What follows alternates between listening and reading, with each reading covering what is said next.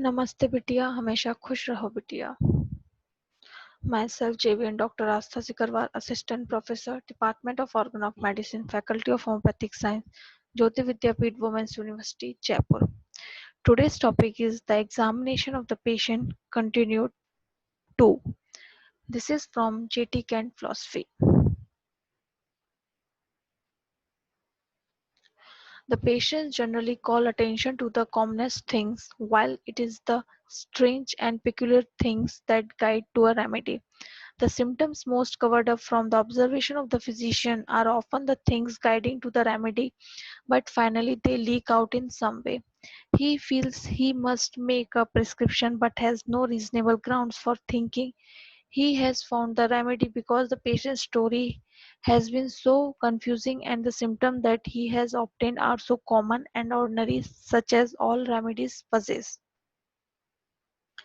With such a foundation, he cannot have any assurance that he has the remedy, and although he may have hazarded several remedies in the case, the patient comes back uncured month after month and year after year.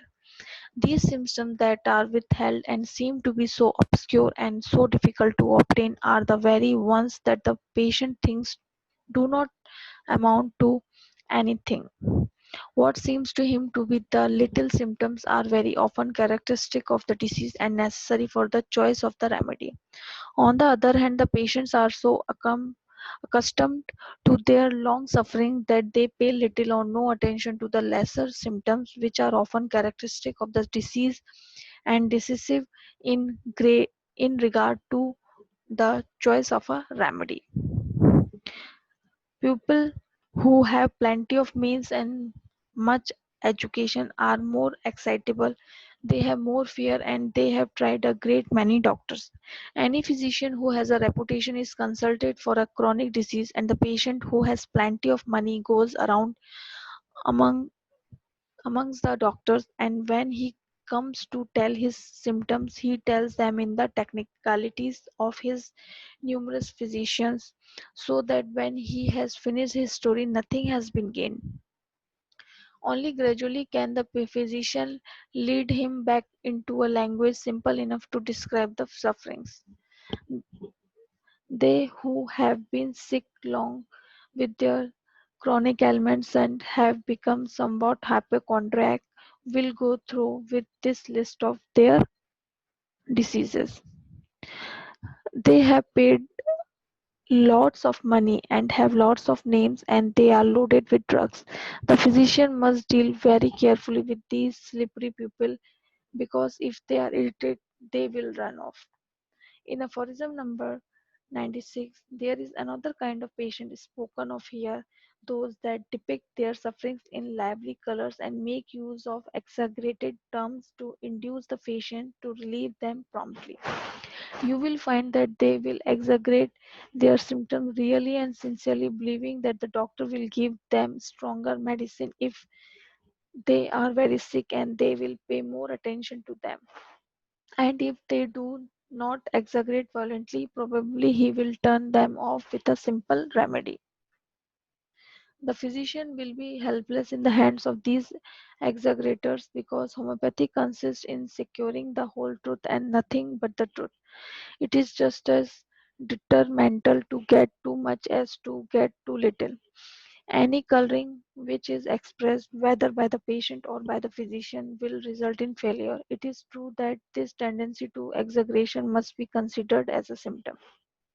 When you have found a patient to exaggerate a few symptoms into a large number, you can simply mention in your note tendency to exaggerate symptoms, which is covered by some of our remedies. Such a state is misleading, for you don't know what symptoms the patient has and what the patient has not. You may start You may rest assured that no patient without symptoms would consult a physician. The patient would not be likely to manufacture the entire sickness. The fact that she has a desire to present herself to the physician, hence a desire to exaggerate her symptoms and sufferings, is in itself a disease, because no well person would do that.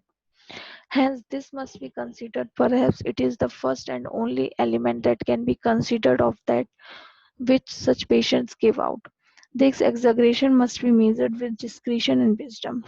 Even the most important, even the most impatient hypochondriac never invents sufferings and symptoms that are void of foundation, and the truth of this is easily ascertained by comparing the symptoms he utters at different intervals while the physician gives him nothing at least that is medicinal. Hahnemann's plan would be to give no medication and to compare the symptoms that the patient gives from time to time. The patient cannot memorize these various symptoms that he has gathered from other sources, but by watching and comparing from time to time, letting the examination be far enough apart for him to forget, the physician can accept those things that he repeats. The young physician will be misguided by these cases until he has had sufficient experience with disease to know something about the nature of symptoms that ought to appear. Another obstacle we have to the examination of the case is laziness. The patient is so lazy to write down the symptoms when they appear and too indolent and forgetful to remember them when in the presence of the physician. The symptoms do not come up in his mind when he is in the presence of the doctor, and he is too indolent to write these symptoms down when he feels them at home. When a patient does not relate symptoms well, he should be instructed to write down his symptoms when they occur, and if he will not do that, his physician should insist upon it or refuse to prescribe for him. It is often quite an important thing to get the patient to write down the symptoms in memorandum form as they occur. Not to write at night that has occurred during the day, but to run instantly and put the symptom down in simple language describing the sensation and location and the time of day of its coming and going and the modalities. Indolence then and forgetfulness become obstacles to the gathering of the symptoms. Now in the present day there has crept upon the face of the earth such a state of false modesty and such a lack of innocence upon the whole human race that this false modesty and shame will prevent the patients from telling the truth.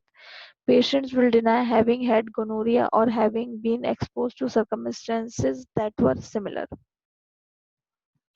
If the whole human race had lived in innocence upon to the present day, our women would have come to the physician with frankness and talk in perfect freedom concerning the menstrual flow, concerning even the sexual function, concerning things of the will and of the intelligence. But as a matter of fact, it is not so. It is very difficult that the physician can draw out these symptoms through mistaken modesty. When the patient consults a physician, the question of modesty should be laid aside.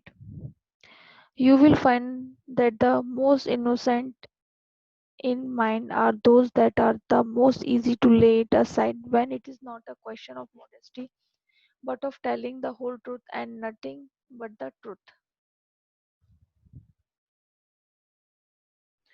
If it be a wife, everything that is in relation to herself and husband that is abnormal should be told, and then the physician would have little to ask beyond listening to the truth. I look back over a number of people, especially among women who seem to be so much embarrassed upon first coming into my presence and having to talk about their symptoms that they forget everything, and it was only by considerable waiting that they became free and frank and open with me. Sometimes it is a difficult matter for the physician to put a patient at ease. It is a thing that must be studied and considered in order to be able to say something to put a bashful patient at ease. This is quite an accomplishment with a doctor.